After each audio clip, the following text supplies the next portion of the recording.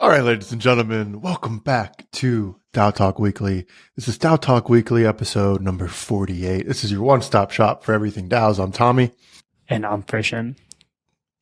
And CHG is here somewhere, but her technical difficulties maintain. We've been trying to get her on this stream for a little bit, but out in London, the Wi-Fi just is trash, you know? America for the win. CHG's move from Asia to the UK the Wi-Fi did not travel with her somehow.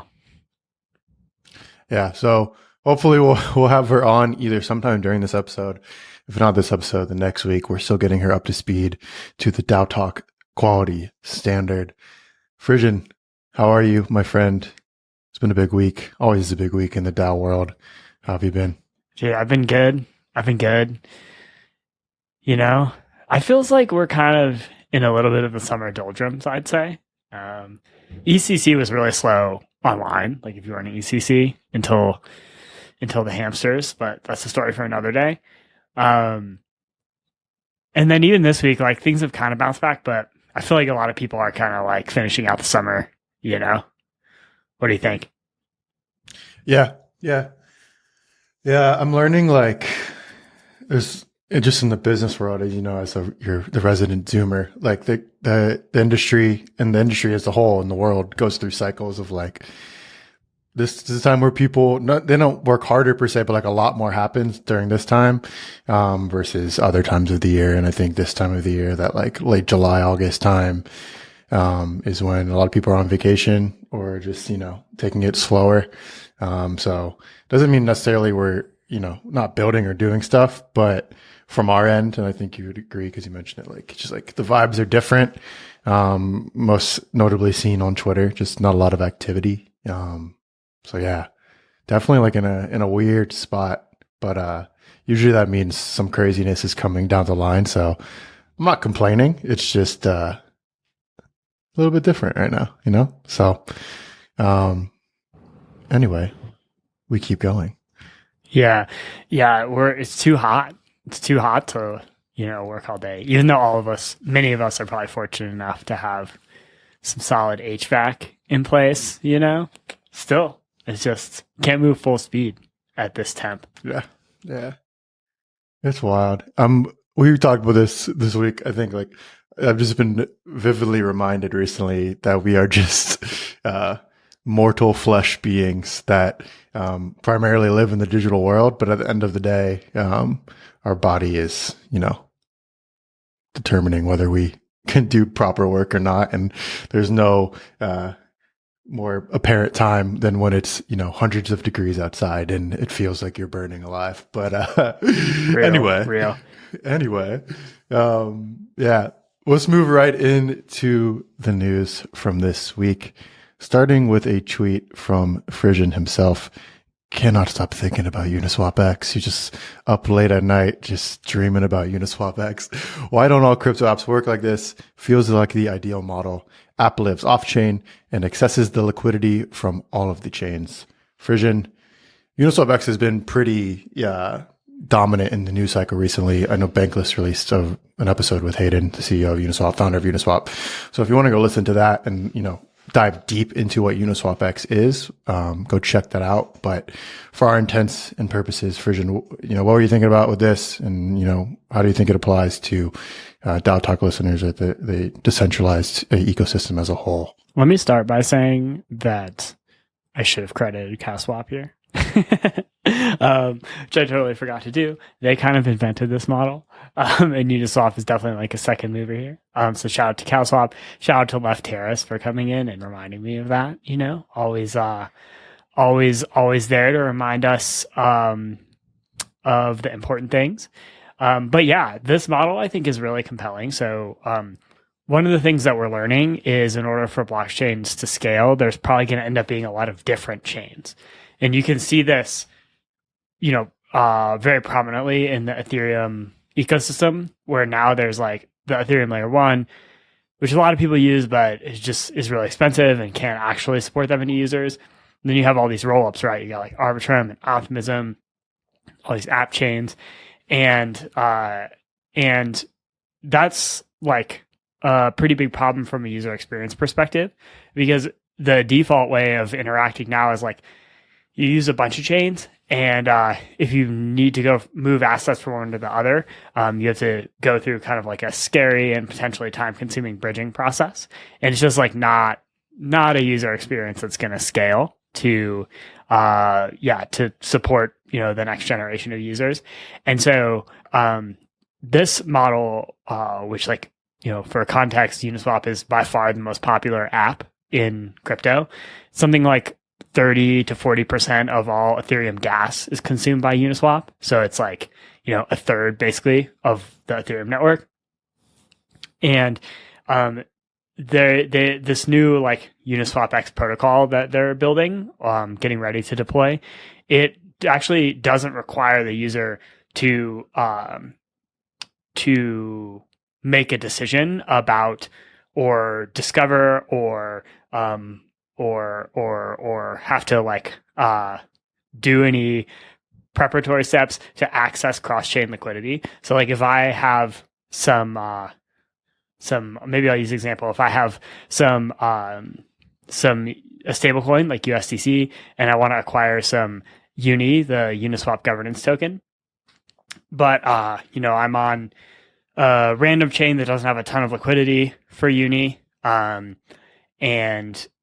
it's a chain that's supported by Uniswap.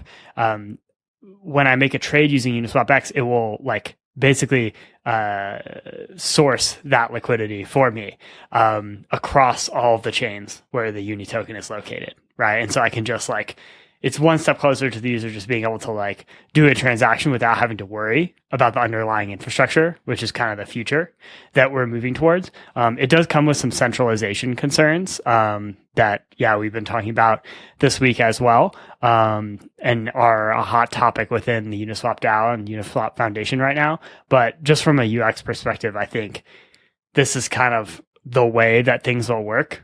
Over a longer term time horizon where the user doesn't actually have to think about any of that underlying infrastructure when they're trying to do a transaction.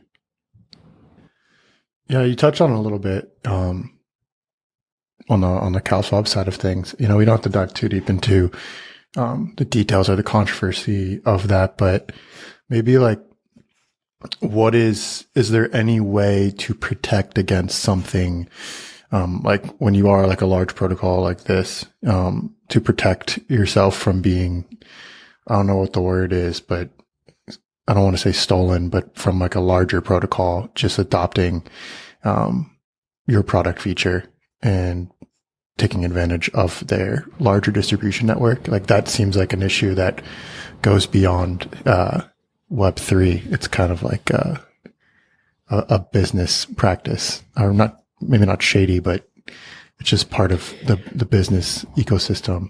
Any thoughts on that? Yeah, it's a little bit of a jungle out there in the world, I think competition in crypto, there's a lot of people often write content about or virtue signal about, cooperation and collaboration in the Web3 ecosystem. But if you dig into any of these product categories and the teams operating in them, like the competition is intense, right? I think everyone is excited about the future of crypto and also trying to survive, this bear market. And so I think as a company, like you're always at risk of competition, including from entities that have some kind of like advantage that is difficult to combat, right? Like Uniswap, which pretty much anything they build is going to get a lot of users. Same thing with Coinbase, same thing with a few select other, brands in the space. And so I think, and I will say this, like I think the CalSwap team does great work, and they have a lot of community support, as we can see from this tweet. Ekin is saying, nice day out with my Uniswap X cap, but it's actually a CalSwap cap. And so I don't think that they will like lose all of their users because of this. And I think there's probably, more room for differentiation and competition in the space. But at the end of the day, like, it's also a very like exchange and swap markets tend to like converge to, the most efficient way to trade, because traders are very cost sensitive. So yeah, it'll be interesting to see how CowSwap and Uniswap compete going forward. Yeah, absolutely. It is a jungle out there.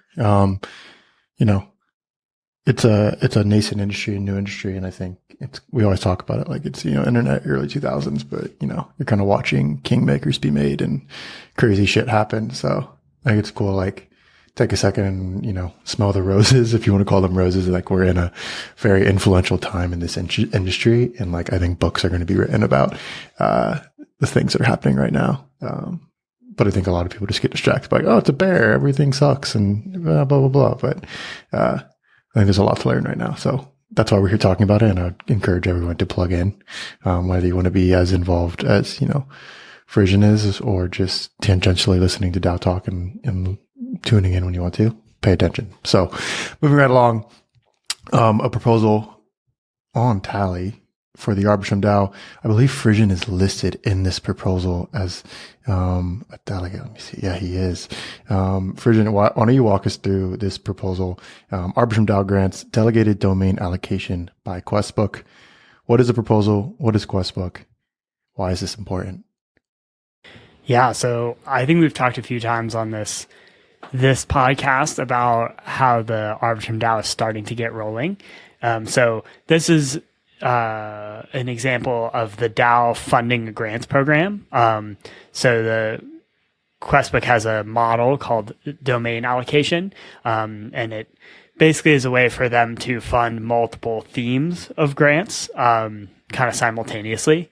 And so this proposal got some great support kind of socially on the forums, great feedback on the forums, and through the temperature check. So now it's live on Tally. If it passes, which is off to a good start, has about a week left to go, it will fund $1 million, and with 80% of that going to actual grants that will be delivered to builders in the ecosystem. So if you have an idea for something to build in the Arbitrum ecosystem, keep an eye out for the Questbook grants program, which looks like it's on the path towards getting funded. There's one like cool aspect of this that I think is worth highlighting from an on-chain governance perspective. One challenge with this type of model of grants programs is that once the DAO releases the funds, so if the DAO votes to send roughly $1 million of ARB to the grants program, it tends to leave the security model of the DAO. So it's kind of scary, right? That means sometimes grants programs get shot down, or initiatives get shot down, or extra scrutiny gets put on them because, if it's a bad faith operator, or even if it just doesn't work, there isn't really any guarantee in terms of the DAO being able to like claw back the funds. And so we have been we kind of like worked with and supported the Gnosis Guild team, where they developed this thing called the Zodiac Governor Module, which allows a DAO to have an on-chain DAO to have kind of admin control over a multisig. And so Questbook set up a Zodiac Governor Module for their grants program. So now our holders can vote using all the same rules and parameters that they do in the kind of main Arbitrum DAO to control the multisig. So they can do things like remove signers or pull the funds back out of the multisig, which is pretty sweet because it kind of extends the security model of the DAO to the grants program and will hopefully lead to more initiatives getting funded because there's more safety baked into the DAO going forward. Can you elaborate for people who don't necessarily understand how the Zodiac Governor Module works, or like how it's enabling that to happen? Why it is so important? I think every time this is brought up outside of our little group of people who like understand it, no one really gets it, and it's pretty fucking sweet. Yeah, it's kind of a word salad, right? Zodiac, the Tally Zodiac Governor Module, or the Questbook Zodiac Governor Module. So safe. So Gnosis Safe, right, which is like the most popular multi-sig kind of smart contract account in the Ethereum ecosystem. it's very programmable. And they have this concept called modules where people can, build modules that, can control safes or customize safes or manage safes. So this is a module built on top of Gnosis Safe that gives, if you deploy it, gives a DAO, like a governor, or like a DAO on Tally, special admin level authority over the safe. So it like supersedes the normal signers on the safe. If you create a proposal to do so. So it's more of like an emergency measure, right? Like you wouldn't want to necessarily use the DAO to have to like vote for everything you want to sign for in a multi-sig. That's the point of moving it to a multi-sig, right? Is a smaller group of people can kind of manage it, but you might want to use it, if you want to, if the DAO like was no longer happy with the with the program that was being executed. Staying right along with Arbitrum, we talked about this a couple of times on the pod, but officially tweeted about Tally building Arbitrum DAO's upcoming Security Council election interface. If you're watching, quick little preview what that interface looks like on Tally, where thousands of Arbitrum DAO delegates will convene on Tally to vote for the first Arbitrum DAO Security Council, which gives the members of that council kind of emergency powers to upgrade the protocol, if need be. Frisian, anything I'm missing there in terms of like how the Security Council functions for the DAO, or like high level objectives or capabilities of the council that people should care about? It's a relatively new thing, if I'm not wrong, if I'm not mistaken, in terms of like on-chain governance operating this way. Yeah, this is the first example I've seen of on-chain elections. So, it's a common thing, I would say, relatively in DAOs to hold elections, but typically the elections are held off-chain through some sort of off-chain voting software. And then there's a trusted process for actually like putting the people in power. Whereas Arbitrum has built out a spec for this sort of new governance primitive. The Off-Chain Labs team built it, where the members of the Arbitrum DAO actually, like, in order for new members to be elected to the Security Council, the DAO has to actually like run an election on chain, and that process autonomously like removes Security Council members who have reached their full term with a year, which is a year, and then reinstalls the new members who have been elected onto the council, which is really just a Gnosis safe that has executive powers in the DAO. So it's like the first example I've seen of truly on-chain DAO elections, and we're super excited to build this out as kind of like a whole new product category for Tally, which is on-chain election. So super stoked for this. It's coming up here in the fall, the first Arbitrum Security Council election. So that should be really fun to watch and participate in. On-chain elections go crazy. Let's go. It's going to be exciting. As exciting as it can be. I think we're all assuming we're on-chain nerds here. So moving right along, some more content from the Arbitrum DAO, a talk from ETCC from Terrence, who works at Off-Chain Labs, I believe, right? Yeah. Around L2 sequencing, how the Arbitrum sequencer works. It's pretty high level. And I'm assuming you had to be at the talk to, get some more of the context around the main points. But if you want to get an idea of how the sequencer works, and how L2 sequencing works, go check it out. And then you can always dive deeper. I read through this and I had a bunch of questions. Frisian, any thoughts on this? Yeah, one of the elements, there's a lot of elements to kind of fully decentralizing rollups or L2s. And one of the elements is sequencer decentralization. This process of sequencer decentralization is very early. Like, as far as I'm aware, there's not an example of a decentralized sequencer that exists in the wild today. But it's an active area of research and development. So Terrence's talk is really cool because it lays out kind of like a bunch of potential approaches you could take to decentralizing the Arbitrum sequencer and the pros and cons of each approach. One thing I'll note is multiple of their approaches involve governance, which I think we've talked about this on past episodes of DAO Talk. John Charbonneau, who's like a researcher and investor in the space, is kind of like advocating this view that you should use governance to decentralize the sequencer. So instead of building out like a truly permissionless network where anyone can validate transactions and like be part of the sequencer or become a sequencer, you would have kind of like a permission process where the DAO can like approves and manage governance approves and manages entities that are added to that process. So if you're interested in protocol decentralization, which is like kind of our emerging main focus in terms of on-chain governance and product direction at Tally, this is definitely a presentation worth reading. Yeah, we'll link that tweet to the talk in the show notes. As always, Frisian is positioning himself for another delegate whale in the upcoming launch of High, which is a Rye fork from Reflexor. Frisian, thoughts on your governance battle, your delegates battle with Reza, as to be the lead governance delegate for High. You want to make an official statement to the DAO Talk listeners?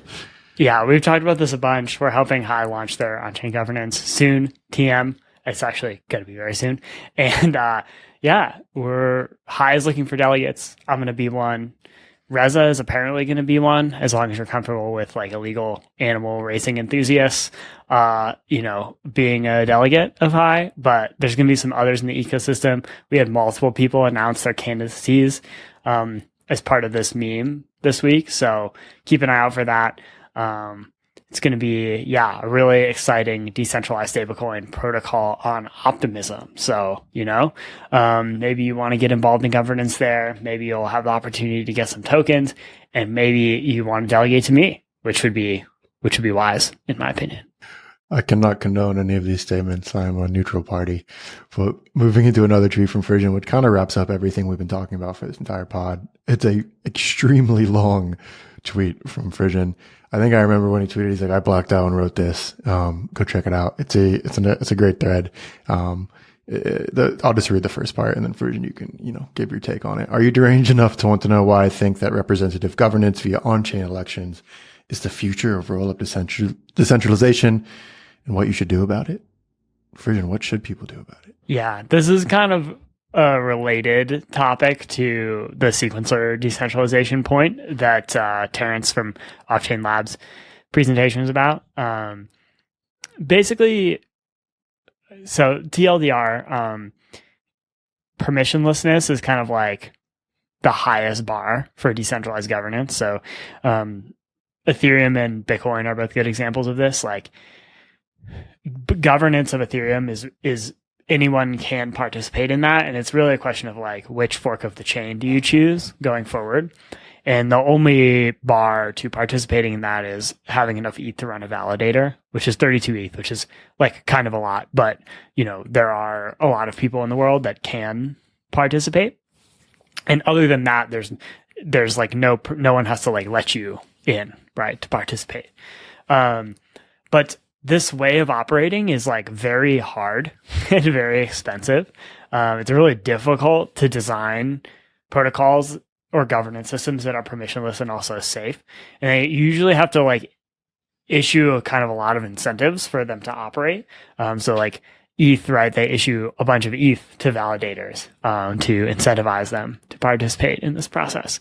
And so basically my take is like, if you don't actually need permissionlessness, don't do it. And there's this like really cool way that you can still get decentralization without like true permissionlessness, and it's by like tacking on to an existing governance layer. So the idea is like using Arbitrum as an example, you already have this on-chain governance layer that controls everything about the chain. And so if you were to manage, or permission sequencers using on-chain governance, this is actually still retains like a lot of the beneficial properties of the Arbitrum DAO in terms of like, the token holder governance is still like permissionless in and of itself, right? And you just have like an extra layer where the permissionless governance system controls a permission system, right? Which might actually be like an appropriate solution for decentralizing different parts of rollup infrastructure, which is kind of like, yeah, it's a very similar theme to what John Charbonneau has been talking about. At the bottom of this tweet, I kind of linked to his Twitter account and a tweet that he put out about this proof of governance concept. But basically, like, permissionless like staking validator governance systems may not actually be necessary in rollups, and there might be an appropriate way to permission those things through governance instead.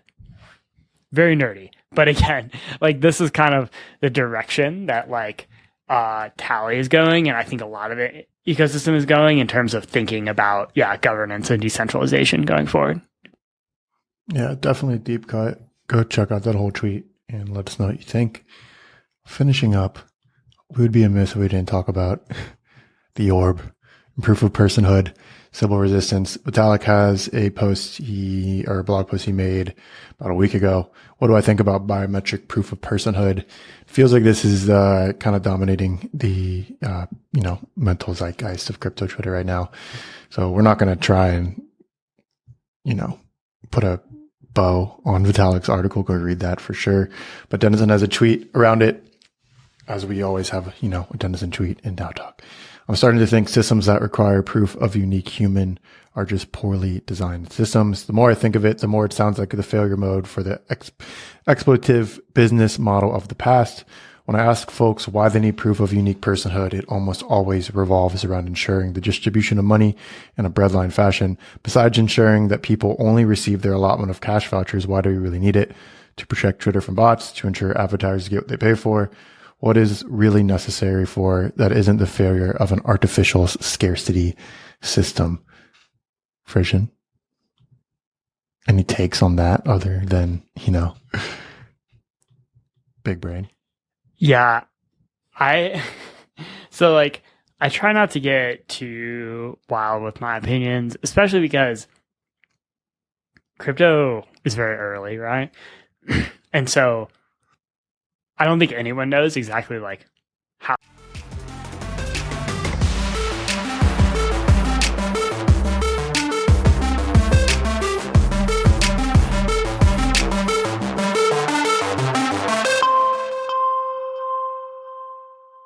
All right, ladies and gentlemen, welcome back to DAO Talk Weekly. This is DAO Talk Weekly episode number 48. This is your one-stop shop for everything DAOs. I'm Tommy. And I'm Frisian. And CHG is here somewhere, but her technical difficulties maintain. We've been trying to get her on this stream for a little bit, but out in London, the Wi-Fi just is trash, America for the win. CHG's move from Asia to the UK the Wi-Fi did not travel with her somehow. Yeah, so hopefully we'll have her on either sometime during this episode. If not this episode, the next week. We're still getting her up to speed to the DAO Talk quality standard. Frisian, how are you, my friend? It's been a big week. Always a big week in the DAO world. How have you been? Yeah, I've been good. I feels like we're kind of in a little bit of the summer doldrums, I'd say.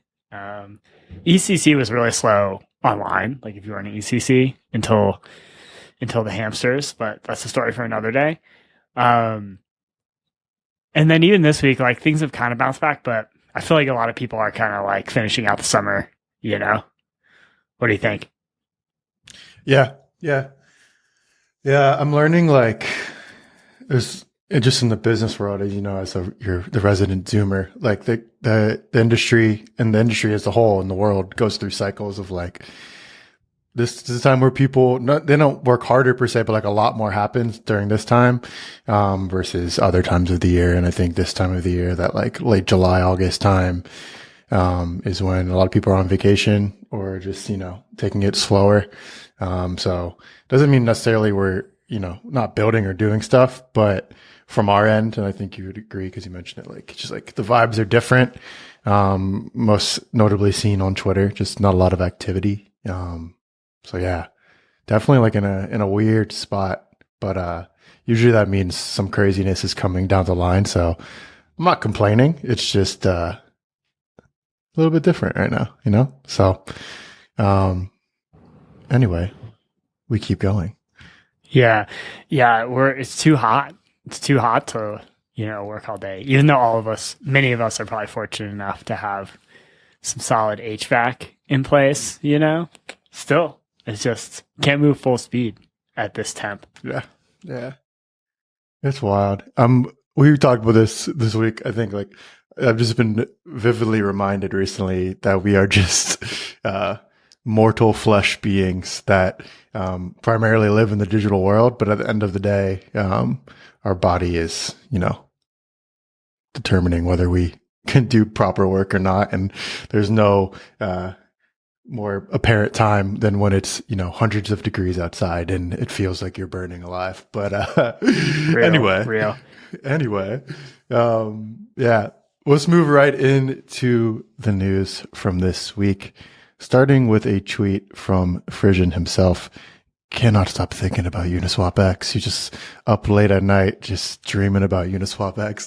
Why don't all crypto apps work like this? Feels like the ideal model. App lives off chain and accesses the liquidity from all of the chains. Frisian, Uniswap X has been pretty, dominant in the news cycle recently. I know Bankless released an episode with Hayden, the CEO of Uniswap, founder of Uniswap. So if you want to go listen to that and, dive deep into what Uniswap X is, go check that out. But for our intents and purposes, Frisian, what were you thinking about with this? And, how do you think it applies to DAO Talk listeners at the decentralized ecosystem as a whole? Let me start by saying that I should have credited CastSwap here.